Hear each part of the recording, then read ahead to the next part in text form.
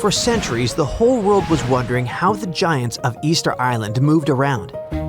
Maybe powerful chiefs ordered big groups of workers to haul them. Or the elite controlled special statue-making quarries. But now we finally know the people of Rapa Nui didn't drag their moai statues into place like lifeless logs. They made them walk. Scientists looked at nearly 1,000 moai, checked their shapes, proportions, wear patterns, and the gentle forward lean and curved base that many statues have. And then it struck them. Those details weren't accidents, but engineering. The forward lean shifts the center of gravity, and the curved base lets the statue pivot like a pendulum. Once the motion starts, inertia helps carry each step. Think of it like walking an enormous stone toddler using ropes and balance.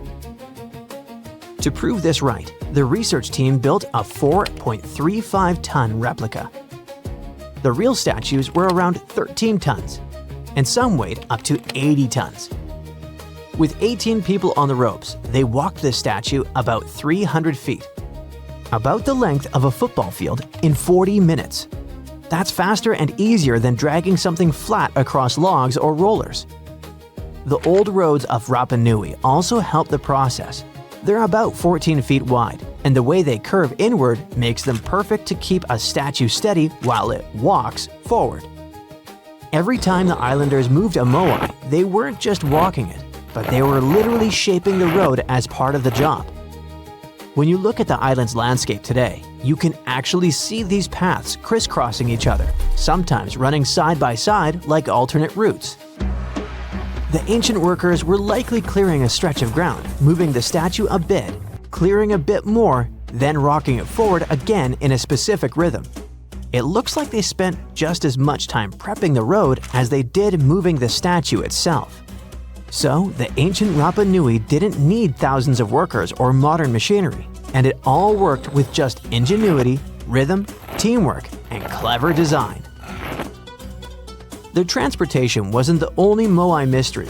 People knew the statues were meant to honor important chiefs, but no one could explain why the ancient islanders picked those exact spots for them. Most of the moai sit right along the coastline, almost like they're guarding the island. So a team of scientists took a closer look at those locations, and the answer turned out to be all about water.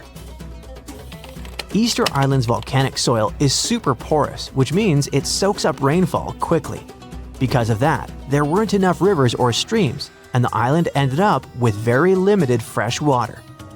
Hundreds of years ago, the people survived thanks to groundwater discharge. Basically, water stored deep underground in layers of rock or soil called aquifers eventually rises up to the surface on its own. When that water bubbled up near the coast, it mixed with seawater, but the mix stayed fresh enough to drink. The locals collected it right from those coastal spots, and that's exactly where they built the moai.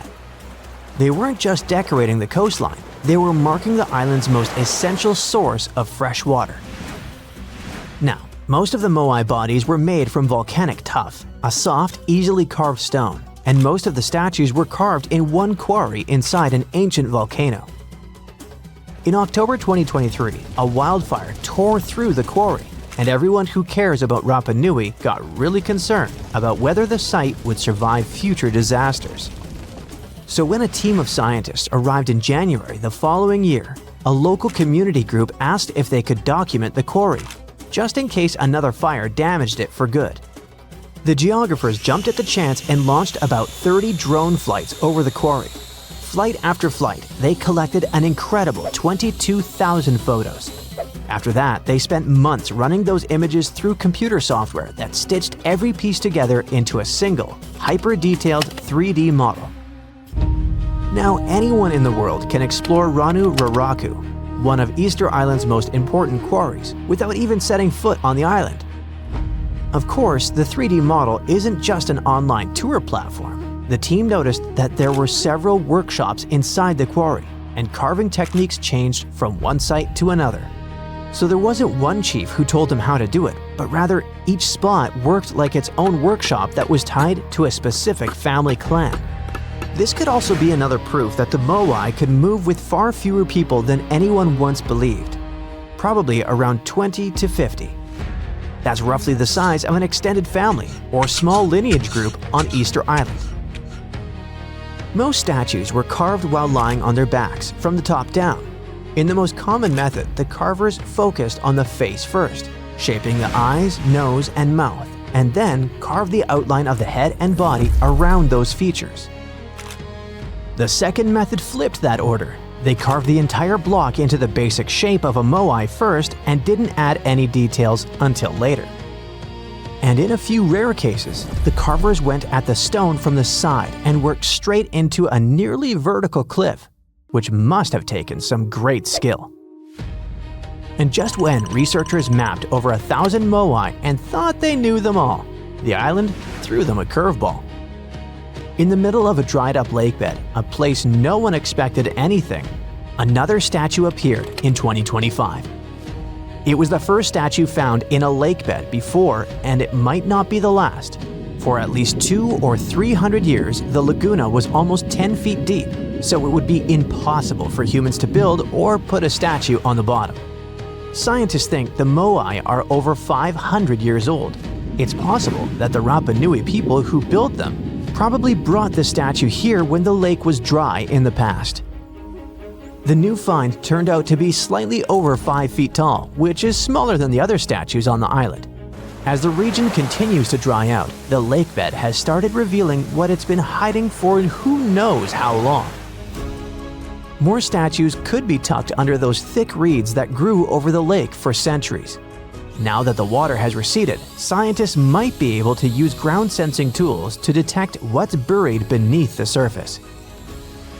While researchers keep studying the statues and solving their mysteries, nature is playing against them. A new study shows that by 2080, seasonal waves could push far enough inland to hit some of Easter Island's massive moai statues. These stone giants have stood through everything: harsh sun, relentless wind, pounding rain, lichen slowly creeping across their surfaces, and even wildfires.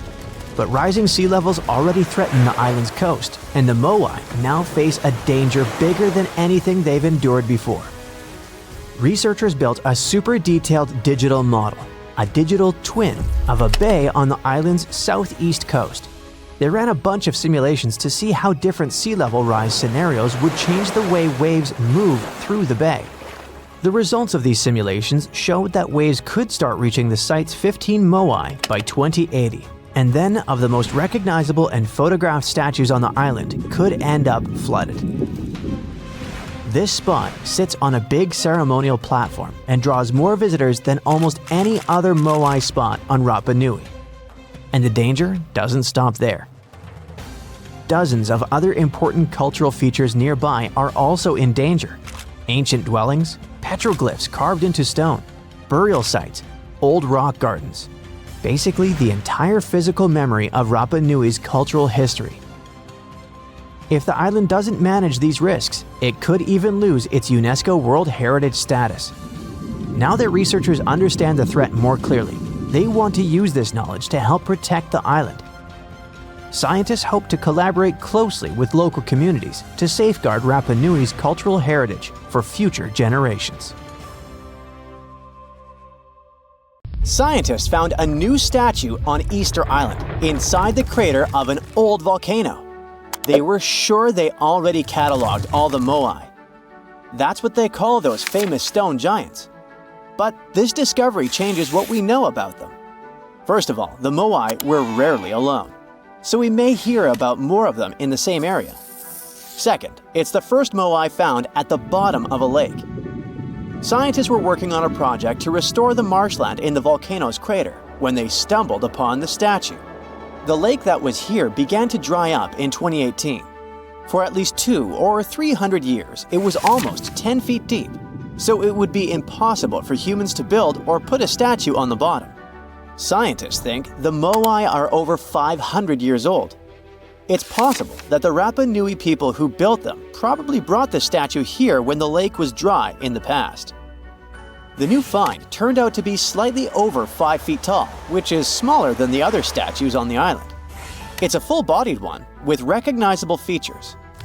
Researchers also plan to do radiocarbon dating to find out the exact age of the statue. They don't plan to remove it from where it was found because the oldest members of the Rapa Nui community want it to stay where it is. Moai statues kept scientists puzzled for centuries. They knew that they were built as a dedication to the island's chiefs, but no one could figure out why they chose these various locations for the statues. Most of them were found along the coast of the island. Researchers from Binghamton University in New York decided to study the locations more closely and learned that it had to do with water. Easter Island has porous volcanic soil that absorbs rain easily, so there aren't enough streams or rivers and too little fresh water. Hundreds of years ago, the island's people relied on groundwater discharge to get drinking water. The water stored deep underground in rock or soil layers, called aquifers, reach a point where it flows up to the surface. When this underground water emerges near the coast, it mixes with the salty seawater, but the salt level remains low enough that the water is safe to drink. The islanders used to collect this water directly from the spots where it flowed out. And it looks like that's why they built the moai along the coast, right near their most important water source. The main bodies of most of the statues were made of volcanic tuff from a local quarry in what used to be a volcano.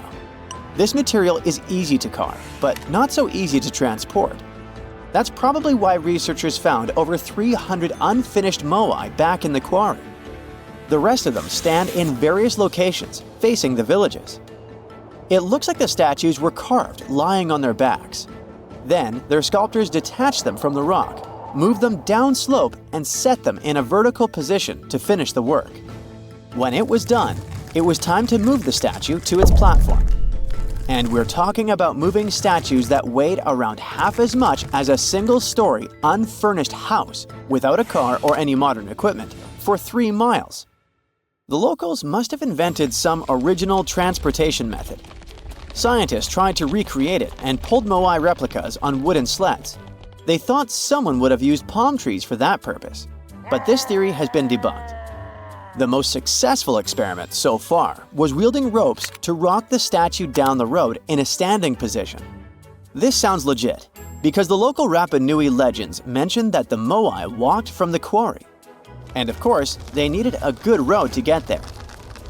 In the early 20th century, researchers Catherine Rutledge found an 800-year-old road network on the island. It was a bunch of pathways around 15 feet wide going from the quarry. She thought that those roads were ceremonial and not built just for the statues. She wasn't a famous scientist back then, so others mostly ignored the theory.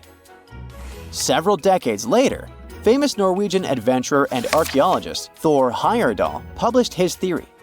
He mentioned that the roads were there exclusively to transport the moai, and some of the statues were dropped along the way for some reason. But in 2010, researchers found that the statues reached their final destinations because they were all set on hidden platforms. The road floor was U-shaped, so pulling massive statues along them wouldn't be easy. You can still find roughly 15 miles of these roads on the island and see them from satellite images. Scientists used to believe that the Rapa Nui people made Easter Island unlivable and ruined their own civilization. But a new study that used remote sensing data and machine learning says that the island's population didn't grow too big and collapse. Instead, the islanders figured out how to live in this challenging place and kept their population small and steady for hundreds of years. Researchers found amazing rock gardens as proof for this new theory. Easter Island, or Rapa Nui, is one of the most remote places on Earth where people live. It's surrounded by the Pacific Ocean. Central Chile is 2,200 miles to the east of it, and French Polynesia is 2,600 miles to the west. The island, which is 63 square miles in size, is made entirely of volcanic rock. But the volcano stopped erupting a long time ago, so Rapa Nui's soil has lost most of the useful nutrients that lava once brought here. It's also drier than tropical islands, and its deep waters made fishing much harder for the settlers, as there's no shallow lagoons or reefs to fish in. So, the islanders came up with a smart farming method called rock gardening to survive here. They spread rocks of different sizes over the soil and planted crops like sweet potatoes and taro between the rocks. The rocks protected the plants from harsh winds and salty air and helped regulate the soil's temperature. They also slowly released minerals into the soil, so it became healthier for growing food. Some islanders still use these gardens, although they don't produce a lot of food. People in places like New Zealand, the Canary Islands, and the US Southwest have used similar techniques to grow crops in uneasy environments. While scientists are solving Easter Island mysteries, the island itself is teaching them something new about how the Earth's mantle works. For years, they thought it moved like a slow conveyor belt, carrying tectonic plates along with it. But a new study by geologists from Cuba, Colombia, and the Netherlands is challenging this idea. They used a special method called zircon dating to figure out the island's age. Zircons are tiny crystals that form when magma cools, and they have traces of uranium inside that turns into lead over time. So, the scientists measured this change to tell the age of zircons. And they were shocked when they saw that some zircons were way older than expected, around 165 million years old. The island itself is only 2.5 million years old. The scientists found that these ancient zircons came from deep inside the mantle, under the tectonic plate, by magma from earlier volcanic activity. Easter Island's volcanoes are part of a group called hotspot volcanoes, formed by hot plumes of rock rising from deep within the Earth. Normally, these plumes stay in one spot while the Earth's crust moves above them and creates a chain of islands, like Hawaii. But the discovery of ancient zircons on a younger island shows there's more going on deep underground than we thought. Research showed that 165 million years ago, a giant volcanic plateau existed where Easter Island is now. But 110 million years ago, it sank under Antarctica because of tectonic subduction. Ancient zircon minerals stayed put and didn't travel away with the mantle conveyor belt. So, it looks like the mantle near hotspot plumes doesn't flow as much as scientists used to think. It stays still. This new idea could lead to big changes in how we understand plate tectonics and how the Earth's inside moves over time. Welcome to Rapa Nui, better known as Easter Island. It's a tiny speck in the vast Pacific Ocean, 2,200 miles away from the coast of Chile. This island is most famous for its eerie moai statues. This place is also home to one of the most mysterious writing systems in the world, called Ronga Ronga. We found it on 27 small wooden tablets. For years, historians have been arguing about the true history of these tablets, and now we might have found the truth. Humans first set foot on this island in the 12th century. For many years, it was home to the Rapa Nui people. They were pretty isolated out there in the Pacific Ocean until Europeans arrived in the 1720s. Europeans brought with them lots of troubles, leaving only a small fraction of the native population alive. Later in the 19th century, a missionary, Eugene Iro, went to the island and discovered the wooden tablets with intricate symbols carved on them. He wrote how marvelous they are, but there are hundreds of them on the island, and that they can be found in every household. But unfortunately, not all of them survive to this day. We've only got 27 of them. Some of them were heavily weathered, burned, or otherwise damaged, and now they're scattered all over the world in museums and private collections. Some of the language's artifacts were carted off to Tahiti and then to Europe by Europeans, leaving none behind on Easter Island itself. The 4 sacred tablets found their home in a congregation in Rome. They were the ones used in the recent discovery. For years, historians have been arguing whether this writing system was made up by the islanders themselves or they borrowed it from Europeans. To find the truth, they decided to use a technique called radiocarbon dating. All organic materials, like wood, charcoal, and so on, contain a tiny amount of a radioactive form of carbon called carbon-14. When life comes to an end, things stop taking in carbon-14, and the amount they had starts to decay over time. By measuring how much carbon-14 is left in a sample, we can assume how old this sample is. This is how we learn the age of many fossils and artifacts. So, they looked at the age of some ronga tablets. 3 of them were crafted from trees grown in the 18th or 19th century, which aligns with the arrival of Europeans. However, one of them is older than the Europeans' first visit to the island. There are 2 reasons to believe that Rapa Nui people created this writing system themselves. First, ronga works differently from European languages. Decoding it is a pretty hard task. Unlike English, this language boasts over 400 unique glyphs, none of which resemble any known writing system. There were many attempts to decipher this language, and none of them were successful so far. And second, one of the tablets is shown to be from around the 15th century, before the Europeans arrived. The problem is that radiocarbon dating can only tell us when the wood the tablet was made from was cut down, not when the writing was put on it.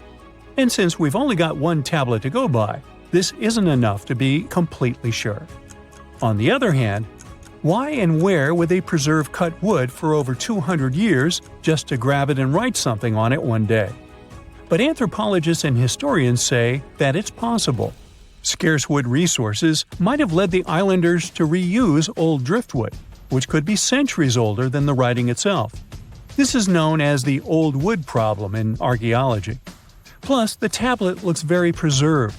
It was maintained to protect it from wood-damaging insects, humidity, and so on. That's why it survived over the centuries. Whatever is written on it, it was probably important for the Rapa Nui people. Now, all of these are guesses and clues, but scientists are cautiously optimistic. They believe that ronga could be one of the rare instances of independent writing invention, like those of the Sumerians or the Egyptians. But we need more evidence. In the Rapa Nui language, rogo means to recite or to declaim. Not everyone could write, only a select few. Probably only the elite of Easter Island, mostly men, knew and could read this written language. After colonization, none of them survived. So now we have to rack our brains trying to figure out what's written here. First, scholars can't agree on what type of script it is. We aren't even sure that this was their language. But even if it was, we don't know whether it's a primitive form of writing or a fully developed system. In the 1990s, a linguist, Stephen Roger Fisher, believed he might have cracked the code of ronga structure. His idea was that these tablets conveyed cosmogonies. Cosmogonies are stories or narratives that explain how the universe was created and how natural phenomena came to be. They often come from ancient traditions and cultures, like those found in East Polynesia. The tablets could have talked about things like how the world began, where everything came from, and how different aspects of nature, like the stars or the mountains, were formed. This would also explain why only the wise elite could write. Fisher thought that ronga is a mix of logographic and semasiographic systems, which means that some symbols represent spoken words, while others represent ideas or concepts. But deciphering them would be very hard because it requires extensive memory and knowing context, because the symbols are more like hints than complete expressions.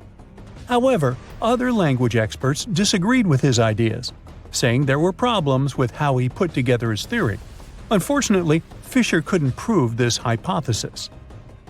Maybe these are just drawings. If we look at the tablets, there are some things that look recognizable: people, animals, plants, and geometric shapes. There are some birds. One of them looks like a frigate bird, which Rapa Nui people associate with the deity Maki. There are also fish, centipedes, and so on, or at least these glyphs look like them. Could it be just art or a form of decoration? Maybe, but there are some problems. The glyphs show a high degree of complexity and structure. They also keep the same style. For example, there are several symbols that show something human-like with a raised hand. The only difference is different heads. As if it wasn't complicated enough, this unique writing style also uses a system known as reverse boustrophodon. This means that each alternate line is flipped upside down, resembling nothing seen elsewhere. We don't know why they would turn the tablet upside down after each line. But all this shows that they had some sort of system and organization behind these symbols. Plus, it seems like they use these tablets every day for some practical purpose. But there's some hope for the future. New technology, like AI and other computer programs, might help us understand lost languages. We already started creating algorithms that could help us solve other mysteries, like the Voynich manuscript. Academics even organized the Vesuvius Challenge, a machine learning competition that, in 2023, cracked the riddle of the ancient Herculaneum scrolls. The scrolls were buried under volcanic mud after the catastrophic eruption of Mount Vesuvius in 79 AD. In real life, the scrolls are very fragile, so deciphering them would be a very hard task. But with digital scanning and machine learning, it's much easier. They have a rich history. They most likely belong to the personal library of an Epicurean philosopher named Philodemus. These scrolls contain very important insights into Greek philosophy and Latin literature. If we decipher more of them, we'll learn more about the rich history of the Roman Empire. The Easter Island giant heads are so popular that they even have their own emoji. Their true meaning has been a mystery for hundreds of years. But it looks like we at least know how they were built and transported to their permanent location. The Moai statues consist of 3 parts: a large yellow body, a red hat or topknot, and white inset eyes with a coral iris. Around 1,000 of them were created. The main bodies of most of the statues were made out of volcanic tuff from a local quarry in what used to be a volcano. The material is easy to carve, but not so easy to transport. That's probably why researchers found over 300 unfinished moai back in the quarry.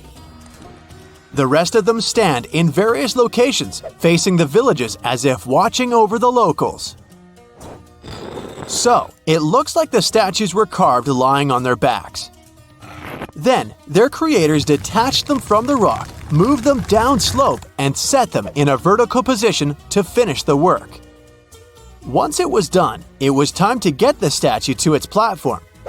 Now, if you've ever moved houses, you know how physically hard it is. So, imagine having to move a statue that is about half as heavy as a house without a car or any modern equipment for a distance of 3 miles.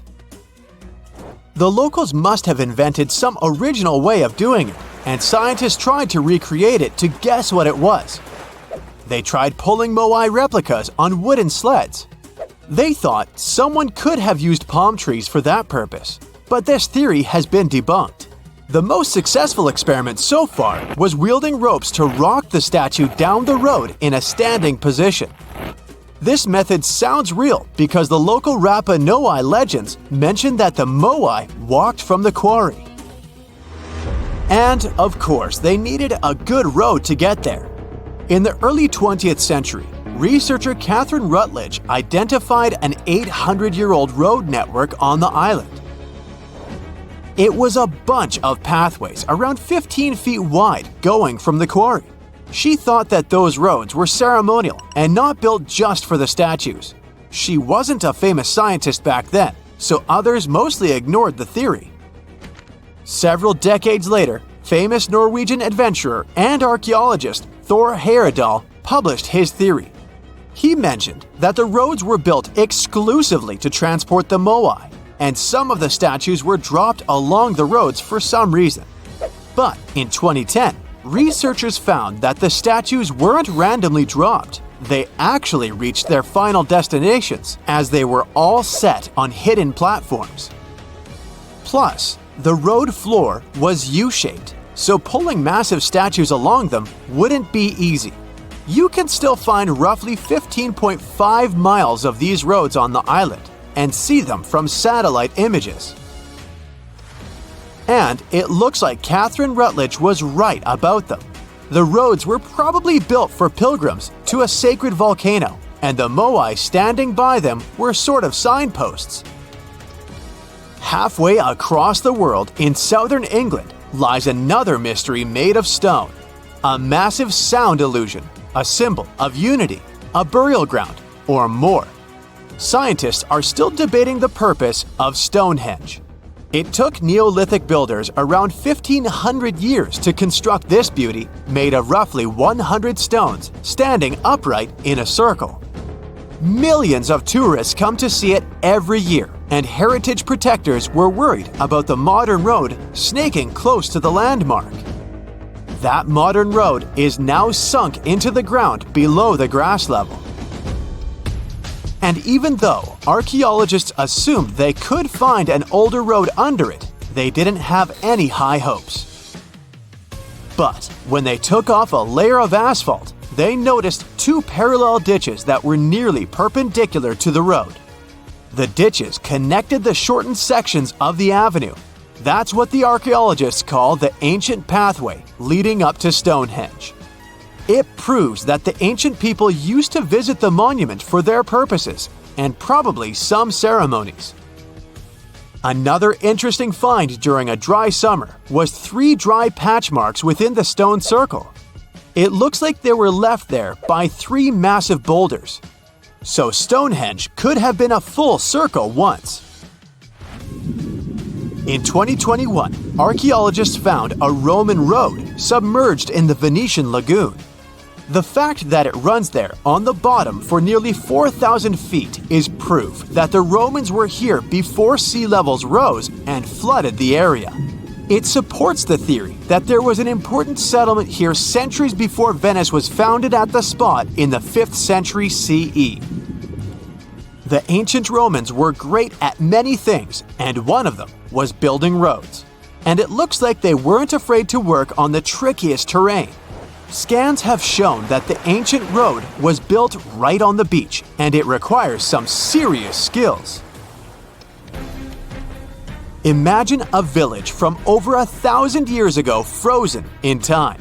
There's still half-eaten food on the tables and personal things left in a rush. It's all preserved so well because it's covered by volcanic ash. Researchers found this village in 2011 in modern-day El Salvador. They believe there was a mass celebration in a Maya village called Seren over 1,400 years ago. The whole village was there, preparing the main temple for a ritual when a nearby volcano erupted. The 200-plus residents had no time to rush back to their homes. To save their lives, they had to flee the plaza and run south on a raised road called Sakbe. They managed to escape from the plumes of volcanic ash. In addition to being a superhero and saving all the people, the road had another cool feature. All Sakbe roads had an outer layer of stones, but this one was made of ash. Ironic, isn't it? It proves that the Maya people didn't only use stones to build their roads. Archaeologists discovered several coins in Jerusalem when they were excavating an old street. When they saw the minting dates, they realized the road was built when Pontius Pilate was the Roman governor of Judea.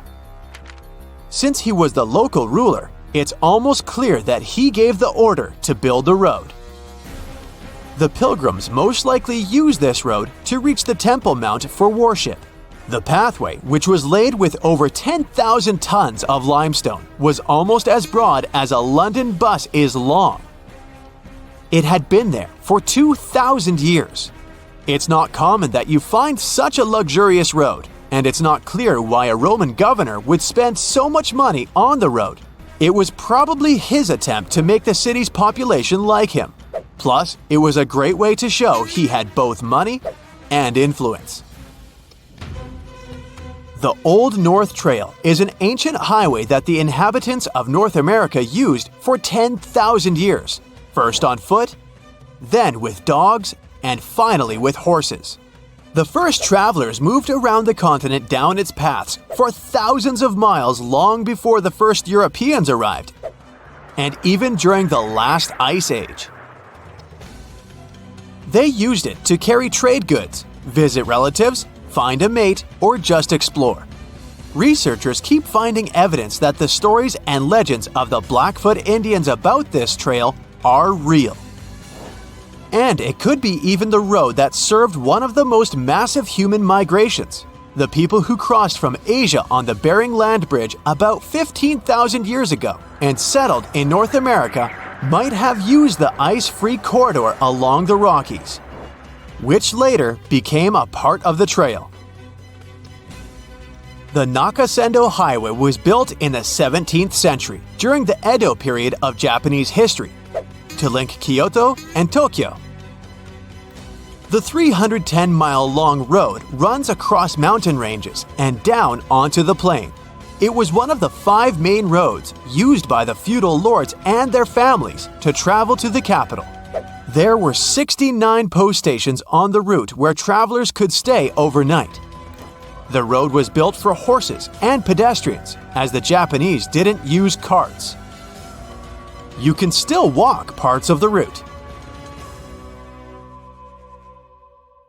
The Moai statues have been standing tall and proud for hundreds of years. Once people put an enormous effort into carving these grand sculptures, and then they just suddenly stopped making them. But why? Let's figure out this mystery. Easter Island, located 2,500 miles east of Tahiti, has an area of 63 square miles. To this day, it's one of the most isolated islands in the world. Once it was covered with forests, filled with different trees and ferns. But when the first humans came to the island around 400 CE, the forest slowly began to disappear. And starting from 1250 CE, Moai statues began appearing all over the place. People made them from different types of rock: compressed volcanic ash, basalt, trachyte, and red scoria. As it's a volcanic island, these were all the ingredients the creators of the statues had to use. And once the builders completed their work, they covered the statues with pumice. The faces of the statues are different, but they all have distinct expressions with heavy brows and large noses. Their arms are carved into the body. Some have hats on top of their heads. There are nearly 900 statues all over the island. They differ in size. The average height is 13 feet tall, and the largest ones reach 33 feet in height and weigh up to 82 tons. Because the statues have so many different faces, there are theories that they represent and honor ancestors, chiefs, and other important people who lived on the island. But without any clear evidence, it's almost impossible to figure out the true purpose of the Moai. Once they stood beautifully along the coast, watching over people in settlements, and their backs faced toward the spirit world of the sea. When Europeans first discovered the Moai statues in the 1700s, many of them had already toppled over, and the construction of statues had stopped way earlier than that. Huge amounts of effort were put into making these things. Expert craftspeople spent a great deal of time slowly carving the statues with basic picks. A team of up to 6 people would work hard for an entire year to make just one statue. Then they often had to transport it to its special place on the island, as far as 11 miles. With the help of carbon dating, experts have managed to figure out that the statues started to appear in 1250 CE. And then, suddenly, in 1500 CE or so, the process just stopped. The creators of the statue just left their stone chisels where they were last used, and only a quarter of all the statues were actually placed where they were supposed to be. Half of them still remained in the quarry, while others were left on the ground mid-transit. Something happened on the island, and it caused everyone to just lose interest in the statues. There are many theories around why it could happen, and they mostly relate to deforestation. Islanders may have used wood to move the statues across the island. They possibly did this with the help of sleds and ropes, or even used logs to roll the statues or canoes to float them. The wood started to deplete eventually. Trees on the island took very long to grow, and rats ate most seeds. People had many uses for wood, and they needed it not only for practical things, but also to create other statues. Another reason why the inhabitants of the island could have stopped building the statues might be that they were busy with other projects. Specialized rock gardens were becoming more common with a growing population. They were great for the soil, keeping it warm and fertilizing it at the same time.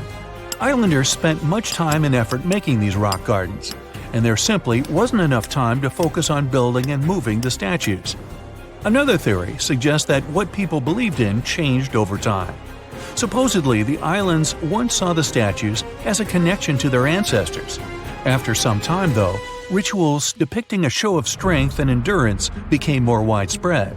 And with these rituals, islanders started to carve images related to seabirds. Seabirds became the main animal on the island. People started to believe that their ancestors looked over them through birds instead of the statues, so there was no longer a reason to build the moai. Anyway, these theories might be true, but the main problem was that the small island couldn't support a growing population. What was once a lush land covered in forests quickly became a barren landscape.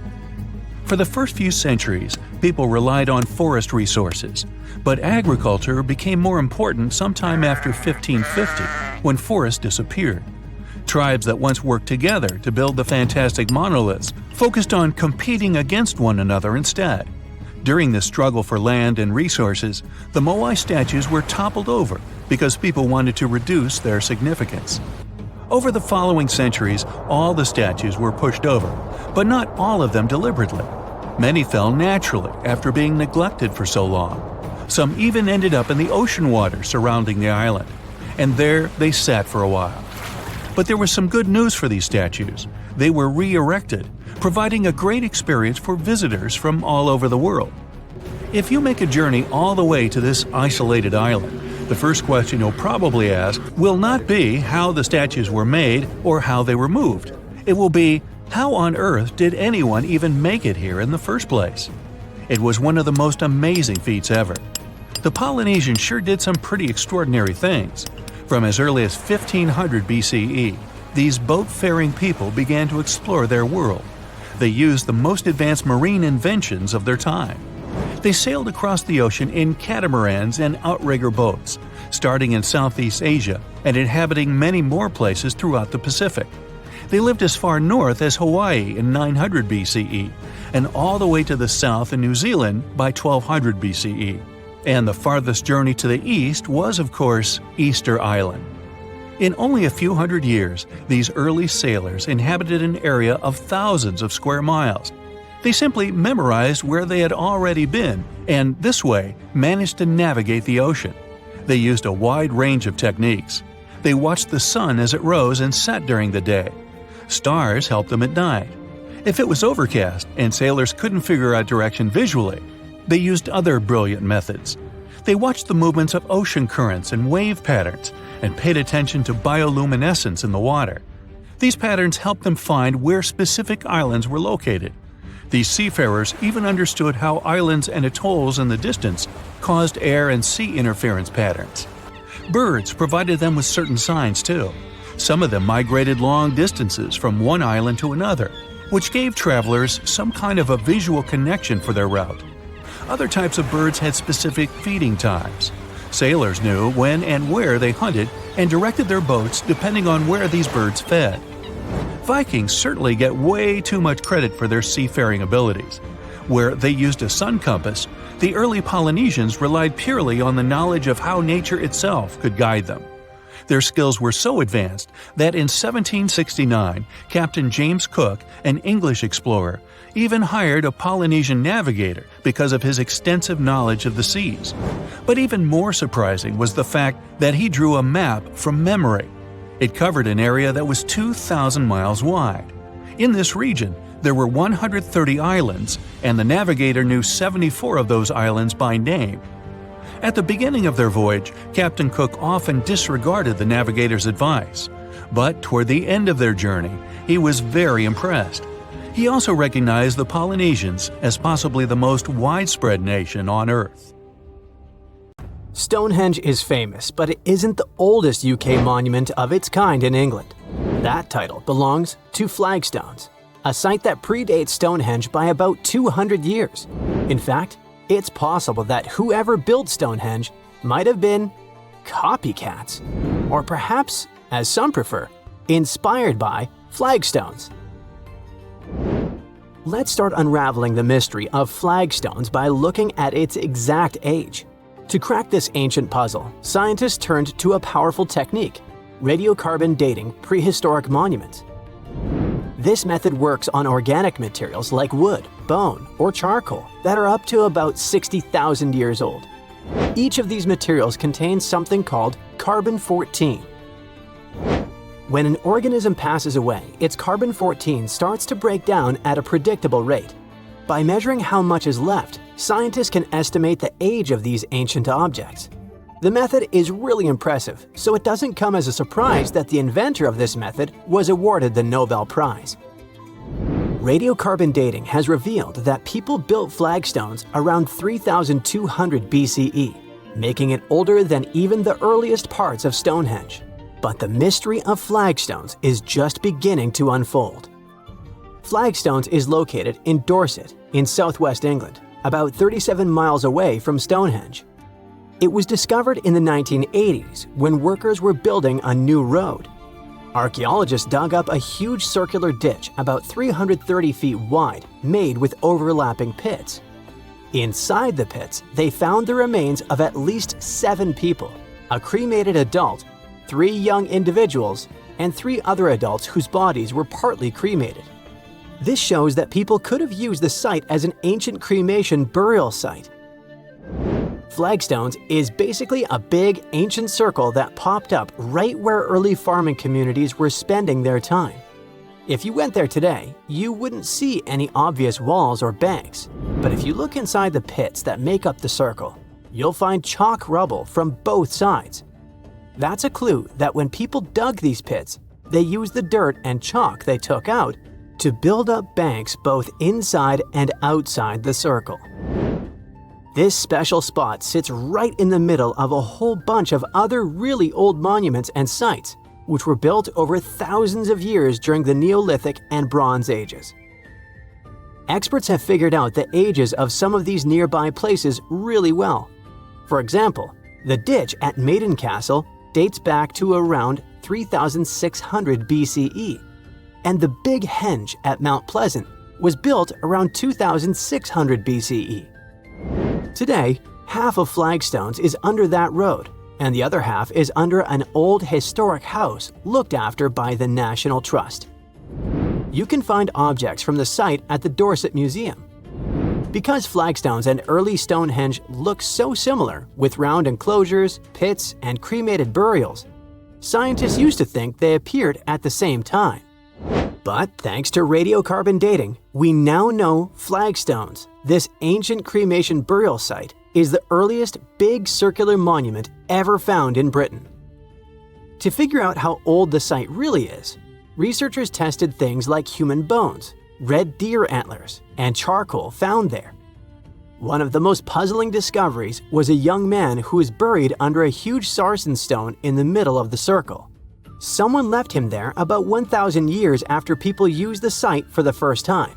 This find just added to the mystery of flagstones. You're probably wondering about the flagstones versus Stonehenge comparison. Well, the latter is a mystery on its own, a big old circle of giant stones in the south of England. Those who made it didn't write anything down, so we don't know exactly what they were thinking. One old tale says that King Arthur's wizard, Merlin, used magic to move the stones from Ireland, where giants had put them together. Another story says that people from Denmark built it. Today, some people think extraterrestrial visitors made it. A man named John Aubrey started studying Stonehenge in the 1660s. He thought the Celts had built it for their priests, called Druids, but that turned out to be wrong. Radiocarbon dating of this prehistoric monument shows that its constructors built it in phases over several centuries. The construction started around 3100 BCE and continued till around 1600 BCE. First, about 5,000 years ago, it was just a round ditch in the ground. Then people added wooden posts. Around 2600 BCE, they brought big blue stones from Wales. Later, they added sarsens, even bigger stones, each weighing as much as 5 elephants. They moved those stones from 19 miles away and placed them in a big circle with 5 tall stone arches shaped like a horseshoe. Experts think building Stonehenge took more than 20 million hours of hard work, and that's a lot of teamwork, strength, and planning for people who didn't even have machines. These days, there are a few different ideas about what Stonehenge was really used for. Some experts think it was a sacred place where people gathered for religious ceremonies. Others believe it was an early kind of science center used to study the sky and track time. Both groups noticed that the stones at Stonehenge are lined up with the sun and moon, so people may have used the site to mark the changing seasons, especially during the summer and winter solstices. Some think it worked like a giant calendar, helping people figure out dates or predict things like solar eclipses. Stonehenge was an ancient cremation burial site too, at least for some time. Anyway, if we continue with the flagstones versus Stonehenge comparison, we can't but dwell more on the age of these monuments. Flagstones is older than Stonehenge. In fact, it's one of the oldest UK monuments. It's really special because it's the most ancient big round enclosure ever found in Britain. According to the newest studies, its age is about 5,200 years old. After it was built, more and more round monuments started popping up in other places too. Before its construction, most ancient monuments were long and straight, like rectangular barrows or burial mounds, or long ditches called cursus monuments. Some had even more random shapes, but the Flagstones monument shows a big change. People were starting to build in circles instead. Some experts think this idea of circular monuments might have come from Ireland, where people were already burying cremated bodies in round tombs. On the other hand, even though Flagstones has turned out to be older than Stonehenge, the new findings suggest that Stonehenge might need to be redated. Some of the objects found at Stonehenge, like animal bones, are actually older than the main structure itself. For example, near the entrances to Stonehenge, archaeologists found deer bones and cattle skulls that date to around 3,200 BCE. Experts used to think that people kept those bones for a long time before burying them. But it's possible there was an early version of Stonehenge made from overlapping pits that existed before the big circular ditch was built around 2,900 BCE. Now, could Flagstones and Stonehenge have been part of a bigger shared tradition?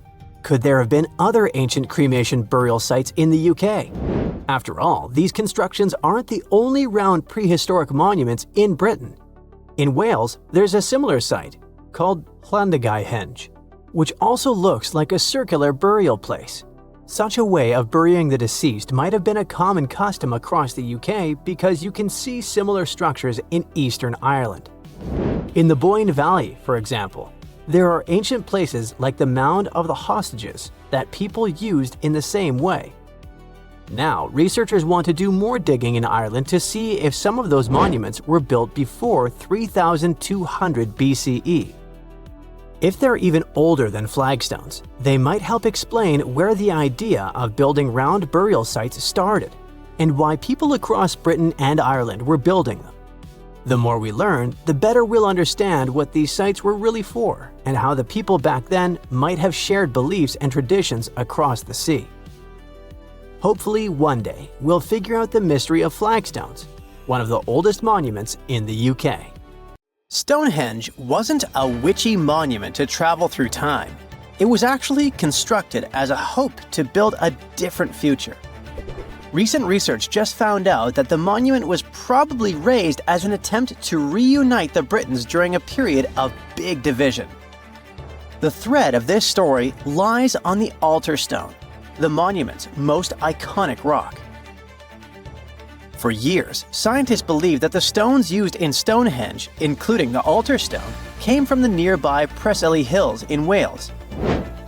In this scenario, Stonehenge would have been built by a local community, that is, Neolithic people who would have found easy-to-access materials to build a ceremonial mound, a sundial calendar, and a final resting place, all in one. Things changed when another discovery was made. In 2018, leading-edge research pointed that the altar stone actually came from the River Tay region in northeastern Scotland, which is located over 400 miles away from Stonehenge. Scientists found similar rocks as such in Scottish monuments. You see, the altar stone is a recumbent stone, laying on its side. Many of the rocks were found in ceremonial stone circles in Scotland, and they are unique to this region. When this discovery broke through, it got archaeologists thinking. Maybe Stonehenge wasn't just a local project, but a wider collaboration between different tribes and communities across Britain. To understand this, we need to rewind to around 3000 BCE. That's when Britain still wasn't a unified country per se. Rather, it was a patchwork of tribes such as those coming from southern or eastern Europe, each with their own customs and beliefs. As an island, Britain's population changed many times. Britain was mainly composed of farmers who descended from people from the Middle East and arrived on the land around 6,000 years ago. This group thrived in the area until 2500 BCE, when another group coming from the regions of the Netherlands and Germany started to appear. These ones, also known as the Beaker people, were responsible for the large population turnover that Britain experienced during the Neolithic period and the years that followed. The Beakers were called so because of a specific type of pottery they used to make and bury their loved ones with after their passing. It's possible that the original dwellers of the land didn't like it that their land was being repopulated. And what researchers suggest is that Stonehenge was this attempt to reunite the original Neolithic farmer population and regain some type of identity control over their land. They would have invested a lot of time and energy in bringing the altar stone all the way down from Scotland, without the help of wheel technology, for example. You see, the wheel had already been invented in Lower Mesopotamia, but since there was no Wi-Fi at the time, the Brits weren't aware of this technology until much later on. This whole territorial crisis could have driven locals to use their resources to move the altar stone to Salisbury Plain in England, in order to reunify the land. You see, Stonehenge wasn't built in one go. Its history dates to around 3000 BCE. That's when the monument was just a circular ditch and bank, known as a henge. Inside, they placed wooden posts and possibly totem-like carvings. This version of Stonehenge wasn't about rocks yet. It was more of a ritualistic place and possibly a final resting place. They found several cremation pits from this period, making it the oldest resting place in all of Britain. It was only around 2600 BCE that the blue stones came around. The naming might be a bit misleading since they're not literally blue rocks. They have a bluish tinge to them when they're freshly broken, hence the name. These smaller rocks probably came from the Preseli Hills in southwest Wales, which is about 150 miles away from Stonehenge. Some researchers say that the ancient ones believed that blue stones had healing qualities. So we can maybe guess why they went through all of the trouble to move them from Wales to Salisbury Plains, huh? A little bit later than that, circa 2500, that's when we start having the Stonehenge we know and love today. That's when the Sarsen stones started to arrive. The Sarsens are Stonehenge's huge stones. I mean, each Sarsen can weigh around 25 tons. That's as much as 3 African elephants stacked together. The Sarsens make that iconic outer ring circle.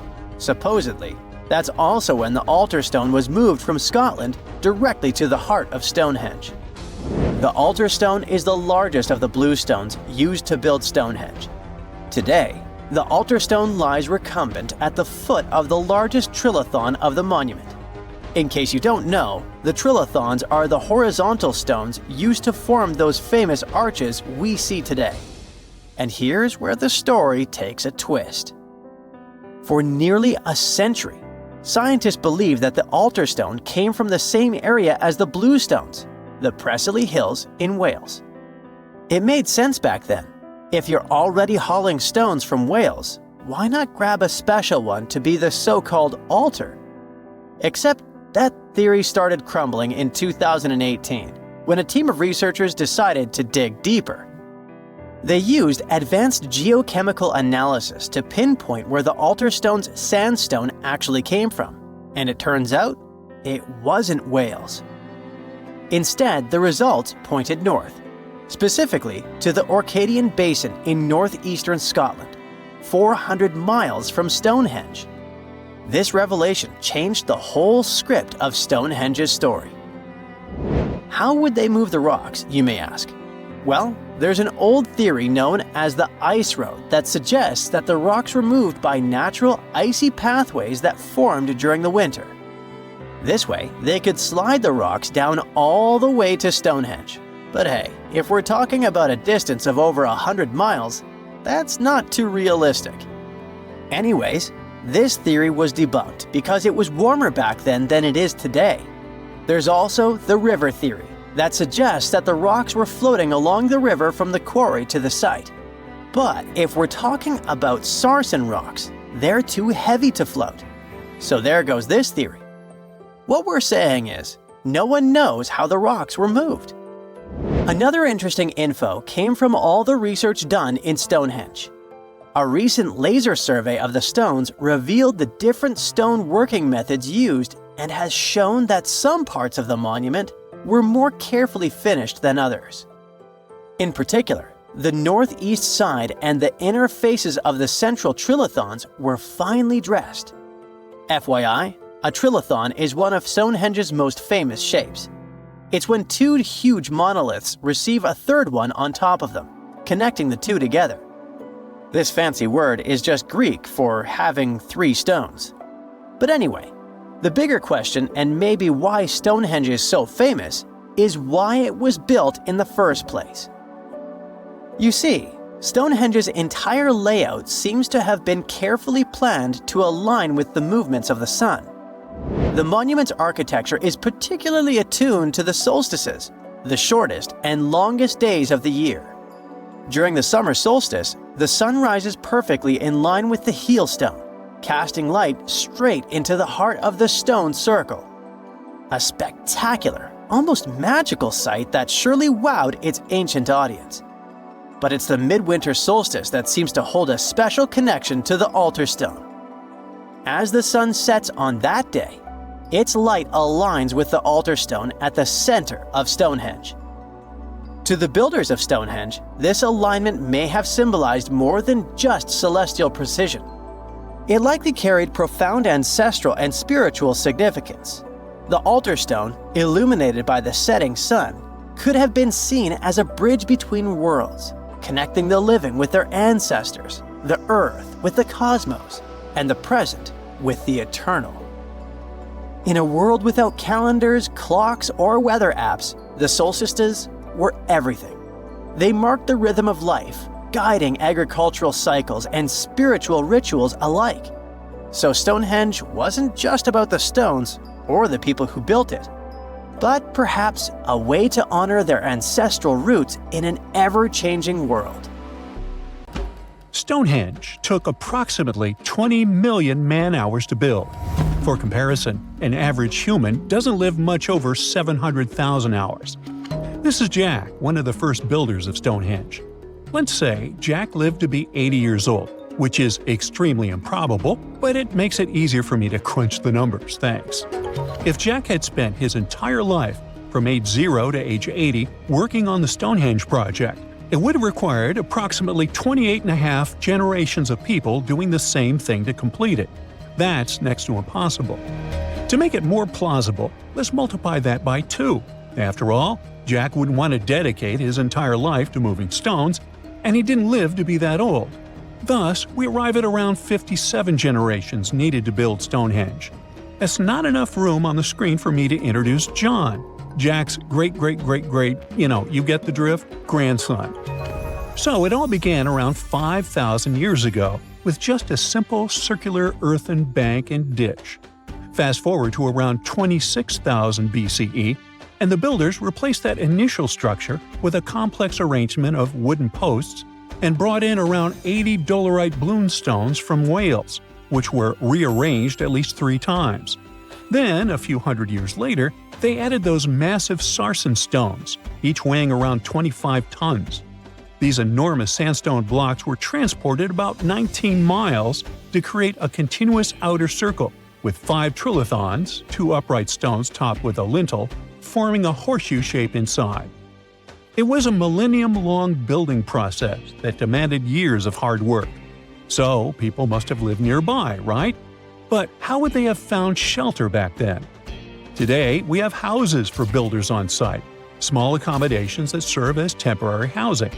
But structures like this definitely didn't exist when Stonehenge was constructed, did they?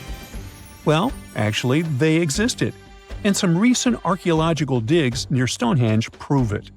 Archaeologists found this Stone Age eco-home, which is a huge deal since it's one of the earliest settlements in the area. This newly uncovered Mesolithic home dates back to around the year 4300 BCE. Let's take a closer look at this house, shall we? Now, for the walls, people back then used a large fallen tree, its trunk to be more precise. These wooden walls were reinforced with flint, and they even lined the pit left by the uprooted tree with cobblestones. To create the roof, they opted for animal hides, which sounds like a wise choice. They must have provided protection against the unpredictable weather of the British Isles. Now, you might be wondering, the weather in Britain is indeed unpredictable, and it has been that way since time immemorial. So, how did the builders manage throughout most of the year, particularly during the winter months? Well, the answer is simple. There was a hearth on site, which isn't surprising, but the system they employed was quite ingenious. A hearth inside the house would have posed too great a risk, yet bringing hot stones into the dwelling was perfectly safe. While they were hot, they couldn't ignite the building. So they used these stones from the hearth as a heat storage system to keep warm at night. And as a final touch, they even incorporated various stones for decoration. They didn't exactly get a Pinterest house, but it added a touch of elegance for sure. And if you think this discovery is merely about the houses, think again. It significantly changes our understanding of how people lived during that time.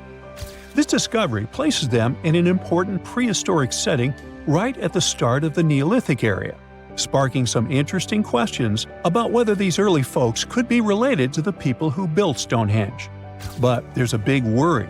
Experts are concerned that this significant find, along with other buried archaeological sites, could be at risk if the authorities go ahead with plans to build a tunnel to reroute the A303 away from the World Heritage Site. Sure thing, the house the scientists found wasn't in perfect shape, and it lacked some crucial elements people use for living. Some of them decayed over time, while others were simply absent. So the scientists took 20 tons of chalk, 5,000 hazel rods, and 3 tons of straw, and used all this to recreate the 4,500-year-old design houses. These new buildings are located close to Stonehenge, which is incredible since in this area, planning permission for even a new cowshed is problematic. So, what are these houses like? Well, first off, there are 4 of them, and they're oval-shaped. They're built on the foundation of real houses that stood there about 4,500 years ago, just around the time the Stonehenge Eco House was going up. The houses aren't very big, they're single-room structures. When it comes to dimensions, it was straightforward to estimate since we could gauge the size of the roof and the height of the walls based on the foundations. Each side measures about 16 feet. However, the roof structure remains a bit of a mystery. There were a few differing thatching techniques back then, so pinpointing the exact method used for these dwellings is kind of a guessing game. For now, we think it involves knotted or tied straw carefully secured onto a hazel-woven frame.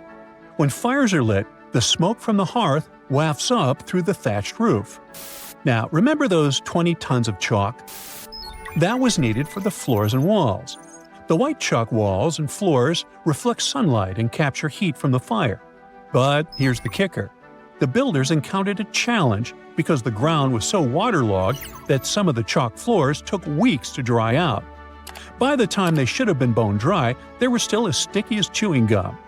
Now, it's safe to say people 4,500 years ago faced similar struggles, and we can really appreciate what they went through while building their homes.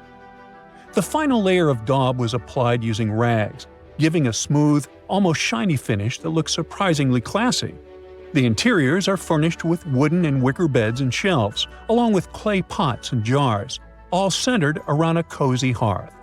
The spaces feel surprisingly roomy and are filled with light that streams in through the thatched roof, bouncing off those white walls. Plus, the woven furniture adds a nice touch of authenticity to the vibe. The fires have been lit and the first meal, Bread crafted from flour ground on a stone mill next to the hearth has been prepared. Those who tried the bread were pleasantly surprised by its flavor, finding it quite tasty. Now, here comes the bummer. Those who recreated the houses did cheat a little. While the materials used were authentic, the tools weren't. They used cement mixers to mix the daub, wheelbarrows to transport the timber, and logs by the hearth were split with steel axes instead of stone ones. Still, the builders aren't professionals, they're volunteers. So I think a bit of cheating is totally cool in this case. There are other volunteers on site who are more than happy to chat about the daily activities of the Stonehenge builders, from grinding grain with a quern to making rope from rushes. But these houses and the Eco House aren't the only remarkable things in the Stonehenge area. Some years ago, archaeologists uncovered a burial site close to Stonehenge that predates the monument itself. This Neolithic long barrow, dating back approximately 56 to 5,700 years, likely contains the remains of some of Britain's earliest inhabitants. The burial site was identified through aerial images that revealed its distinct shape beneath the crops. Salisbury Plain is rich with ancient sites, including Stonehenge, various mounds, and monuments. The area has remained undisturbed over the centuries, which is likely why so many ancient structures are still intact. This discovery also shows a significant shift in human lifestyle during that era, marking a transition from a nomadic existence to settled farming and animal husbandry, much like the Eco House itself. The long barrow in question measures about 85 feet long and 65 feet wide, though much of its above-ground structure has been lost to farming over the years. If this site is like others in the vicinity, it contains the remains of 30 to 50 individuals, along with cow skulls, which were significant to those early communities. Recently, scientists made an astonishing discovery that might solve Stonehenge's mystery. They found something hidden deep within the DNA of Stonehenge's sarsen rocks, the huge monolithic ones, and it might reveal why our Neolithic ancestors designed and built this thing in the first place. Over the years, scientists have been scratching their heads, trying to figure out where the huge sarsen rocks came from. For years, they believed they came from a quarry just 15 miles away from the site, known as Marlborough Downs. At this site, they found similar minerals to the ones that make up the sarsen rocks, but it turned out there was more to this story than they thought. The understanding of how Stonehenge was built is always changing. Scientists need to really travel back in time to uncover its mysteries. Where did the rocks come from? How were they carried? Why was the site built? You see, the Stonehenge site, located at Salisbury Plain in England, is made up of two main types of stone. There are the super heavy sarsens and the lighter and smaller bluestones. The sarsens each weigh about 25 tons. That's as much as 3 African elephants stacked together. The heaviest sarsen stone, called the heel stone, weighs 30 tons all by itself. Together, the sarsens make that iconic outer ring circle. Inside that circle, that's where you'll find the bluestones. The naming might seem a bit misleading since they're not really blue. They have a bluish tinge to them when they are freshly broken, hence the name. These smaller rocks probably came from the Preseli Hills in southwest Wales, which is about 150 miles away from Stonehenge. They're a bit lighter than the sarsens, but still pretty heavy. The altar stone, which is classified as a bluestone, is the heaviest one, weighing around 6 tons. Its original location still isn't known for sure. To figure out where a rock came from, scientists first have to study their composition. This is like checking the rock's DNA. Then they cross-reference the structure of the rock with minerals in the soil to see if it's a match. Most of the sarsens we see around southern England are actually made of a type of sandstone known as silcrete. Think of silcrete as sand that's been hardened by underground water processes over millions of years. This process mostly happened during a period called the Paleogene, about 65 to 23 million years ago. These sarsen rocks didn't form in one big slab, but in patches, like nature leaving little rock gardens all over the place. Scientists reason the sarsens spread out randomly, forming in isolated pockets. Over time, many were buried under layers of clay and chalk, which helped preserve them. When ancient builders were on the lookout for materials, these sarsens must have looked perfect for something impressive like Stonehenge. Actually, sarsens have been used in everything, from Roman villas to medieval churches, and even in things like road curbs and old field walls. One could say these rocks were the it material for ancient builders, and continue to be popular even into more modern times. This fact made scientists start wondering that maybe not all sarsen stones that were used to build Stonehenge came from the same place. They've identified sarsen sites all over the UK, in places such as Oxfordshire and Kent. After hundreds of years of studying the sarsens, geologists finally had the right type of technology to determine the origin of the stones. Now, I wish I could tell you that it was some undisclosed location very far away from the site. But, as it turned out, the sarsens were originally from Westwoods, the forest near Stonehenge. A new factor came into play when excavations uncovered empty stone holes, showing that at least 6 blue stone pillars were removed from a Pressley Hills site called Wan Main in prehistory.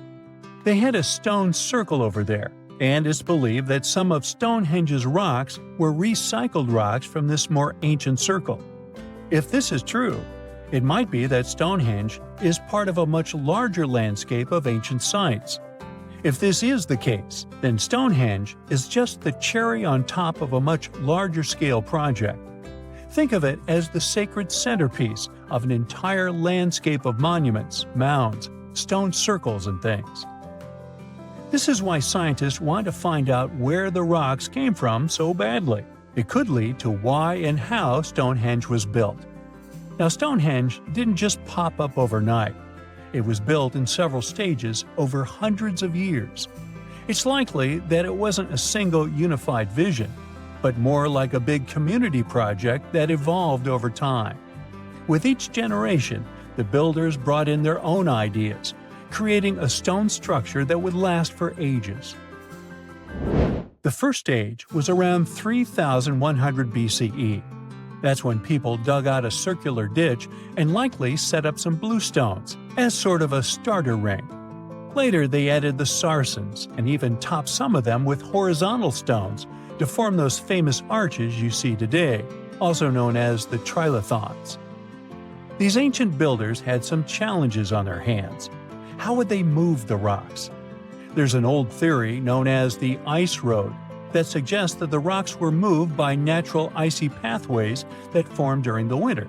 This way, they could slide the rocks down all the way to Stonehenge. But hey, if we're talking about a distance of over 100 miles, that's not too realistic.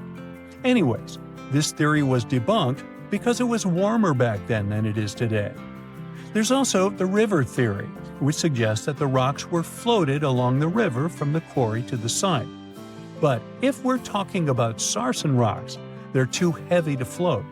So there goes that theory. What we're saying is, no one knows how the rocks were moved. Another interesting science tidbit came from all the research done in Stonehenge. A recent laser survey of the stones revealed the different stone working methods used, and has shown that some of the parts of the monument were more carefully finished than others. In particular, the northeast side and the inner faces of the central trilithons were finely dressed. FYI, a trilithon is one of Stonehenge's most famous shapes. It's when 2 huge monoliths receive a third one on top of them, connecting the 2 together. This fancy word is simply Greek for having 3 stones. But anyways, the bigger question, and the reason Stonehenge is so famous, is why it was built in the first place.